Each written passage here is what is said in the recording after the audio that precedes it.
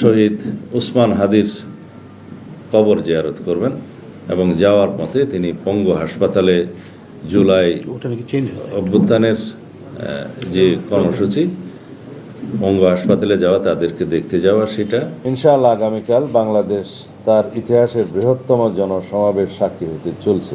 London থেকে বাংলাদেশ সময় মধ্যরাতে হিথ্রো বিমানবন্দর থেকে যাত্রা করে আগামীকাল সকালে সিলেটে যাত্রা বিরতির পর বেলা 11:50 ঢাকায় অবতরণ করবেন ইনশাআল্লাহ। বিমানবন্দরে তাকে অনাড়ম্বর অভ্যর্থনা জানাবেন বিএনপির স্থায়ী কমিটির সদস্যবৃন্দ। বিমানবন্দর থেকে তিনি চিকিৎসাধীন দেশনেত্রীর শয্যা পাশে অবস্থানের জন্য এবারকেয়ার হাসপাতালে যাবেন 36 জুলাই এক্সপ্রেস ওয়ে, যেটা 300 ফিট বললে সবাই চেনে। 300 ফিট সড়কে অ্যাক্সেস রোড হয়ে যাবেন। প্রতিমধ্যে তিনি অত্যন্ত সংক্ষিপ্ত অনুষ্ঠানে দেশবাসীর প্রতি ধন্যবাদ ও কৃতজ্ঞতা জ্ঞাপন করবেন এবং মহান আল্লাহর দরবারে শুকরিয়া আদায় করবেন। আমরা জানি আমাদের শত চেষ্টায়ও প্রিয় নেতাকে একবার দেখার দুর্নিবার আকর্ষণে 17 বছর ধরে অপেক্ষমান দেশের সকল প্রান্ত থেকে আসা লক্ষ লক্ষ জনতার রাজধানীমুখী জনস্রোত প্রশমনের সাধ্য আমাদের নেই।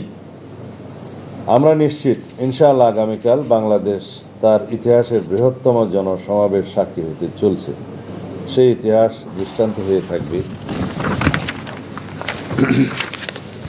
এই সুবিশাল আয়োজন নিশ্চিদ্র বা ত্রুটিহীন করা আমাদের এই ক্ষুদ্র কমিটি, এমনকি বৃহৎ দলের পক্ষেও সম্ভব নয়।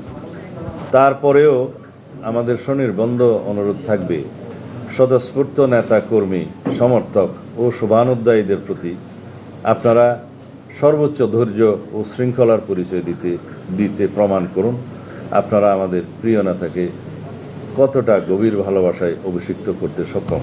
25 বলে ফেলেছি, 26 তারিখ শুক্রবার বাদ জুম্মা তিনি বাসভবন থেকে রওনা হয়ে প্রথমে শহীদ জিয়ার মাজার জিয়ারত করবেন এবং সেখান থেকে জাতীয় স্মৃতিসৌধে তিনি শ্রদ্ধা জ্ঞাপন করতে যাবেন। এটা 26 তারিখ। 27 তারিখের প্রোগ্রাম আপনারা পরে জানবেন। সেদিন অন্যান্য অনুষ্ঠানের মধ্যে আমি শুধু আপনাদেরকে আগাম টাইমিং ছাড়া এখন বলতে পারি যে আমাদের সেদিনের অনুষ্ঠানের মধ্যে 27 তারিখে তিনি এনআইডি কার্ড এবং ভোটার হওয়ার সমস্ত কাজগুলো সেদিন করবেন। এরপরে শহীদ উসমান হাদির কবর জিয়ারত করবেন এবং যাওয়ার পথে তিনি পঙ্গু হাসপাতালে জুলাই অভ্যুত্থানের যে কর্মসূচি পঙ্গু হাসপাতালে যাওয়া, তাদেরকে দেখতে যাওয়া, সেটা এবং এরপর আরেকটি অনুষ্ঠান হবে, সেটা এখনও আমরা বিস্তারিত ঠিক করি না, আপনাদেরকে যথাসময়ে জানাবো।